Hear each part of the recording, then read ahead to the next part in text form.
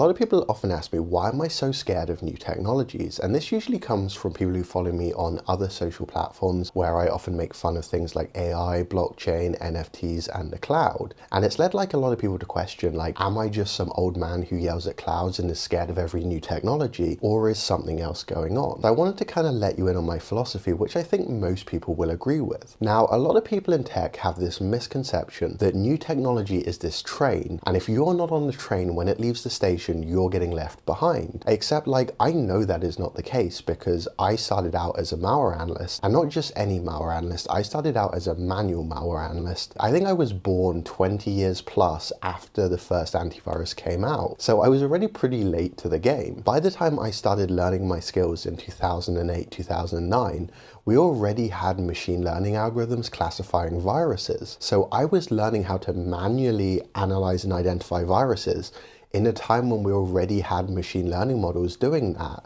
And if I wanted to get into the latest and greatest technology, I should have studied statistics and got into machine learning. Yet I had a very successful career in malware analysis, and the reason is when a new technology comes about, it doesn't just replace everything old that came before it. There are still fax machines, there are still telephones, you can probably still find old punch card computers.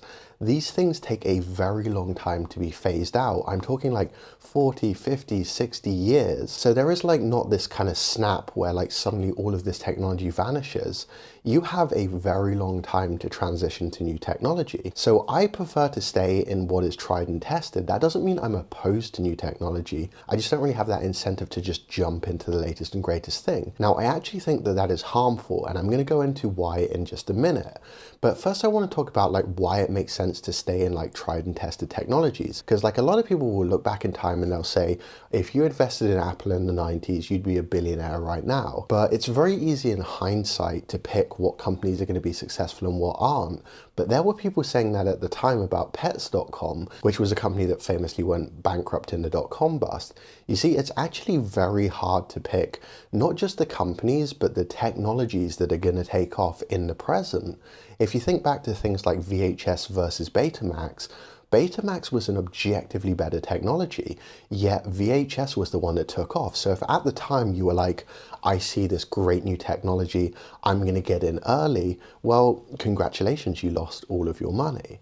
So I really think it is a very, very risky play. And a lot of people think that there's a lot of reward, and there technically is, but there is a caveat. You see, when VCs invest into these companies, they're spreading their bets. They're usually investing in multiple different companies. So if one or two takes off and the rest fail, they're still going to make all their money back and then some. Whereas you as a worker, like as a practitioner, you only really have the bandwidth to learn like one skill set at a time. So you can pick only one of those technologies, only one of those companies. You can't just go and work for every potential groundbreaking tech company at the same time. You have to pick one of those. So the VCs that are telling you you're going to get left behind, they're in a very good position because not only are they very, very early, so there's a lot of upside, but they're able to spread their bets across multiple companies. So they can sit there and say, oh, if you don't get an AI, you're going to get left behind, you're going to get replaced, you need to get on the blockchain bandwagon or you're going to lose out, because they are going to lose out. They're not trying to help you, they're trying to help themselves because these companies aren't making money yet. So when they're telling you you need to get into AI or you're going to be replaced, they're not trying to help you out. They need new investment because that's how they're going to make their money. That is their game. And by playing it, you don't win. As a worker, you can only pick one of those companies. You have one egg and one basket, and that's the best you can get. If the technology fails, you lose all your money. If the technology succeeds but your company fails, again, you lose all of your money. Whereas the VCs typically win no matter what. They have enough bet spread that they have a much better than 50% odds of making money. Whereas you as a person has like a 1 in 1,000 odds of actually picking that company that takes off. Like if I asked you who made the first smartphone, you might instinctively say Apple, but it wasn't. Apple was almost 13 years late.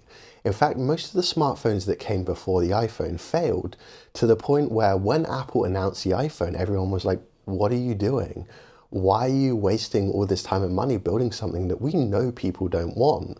And of course, Apple was very, very successful, and they became the biggest company on earth, like the most valuable company in the world. And the same is kind of true for Google. Google wasn't the first search engine. OpenAI wasn't the first AI model. These are all companies that came late to the game and simply just did it better. And it's actually a lot easier to do that if you do come later to the game, because as like an early player, your job is to prove the technology. You have to prove the technology to your investors to get the money to build the product, and then you've got to prove your product to your customers, whereas your competitors can hang back. They can let you prove the technology and let you prove the product, and then they can come and just make a better product. In fact, there's a lot of pitfalls that you're going to fall into, like think the early smartphone manufacturers or the early search engines or the early social media platforms. A lot of them came and went. They hit dead ends. They didn't last very long. Whereas Facebook has been around for a while. They've outlived a lot of social media platforms, even some very, very successful platforms.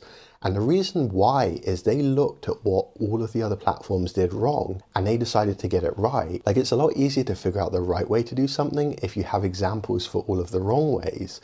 Whereas if you're the first into a new technology, you don't have any of that. The path ahead is your own. You can fall into the pitfalls or you might not. You don't have any examples to work with. So it's actually a lot harder. It's very high risk, low reward, which is why I prefer to stay in like the older tried and tested technologies. That's not to say I'm opposed to hopping into whatever the new thing is once I see it viable, but I have no incentive to just go, oh, AI, blockchain, NFTs, cloud. And ironically, a lot of the people who hop into new technologies and they say things like you're not going to make it, you're going to get replaced, you're going to get left behind, are the people who will be replaced. Because when you think about things like AI, AIs are very good at emulating a very shallow surface level knowledge of a field. So if you're someone who just hops into the latest technology and doesn't have time to go super deep and you just have like a very shallow knowledge, then that is something AIs are actually good at.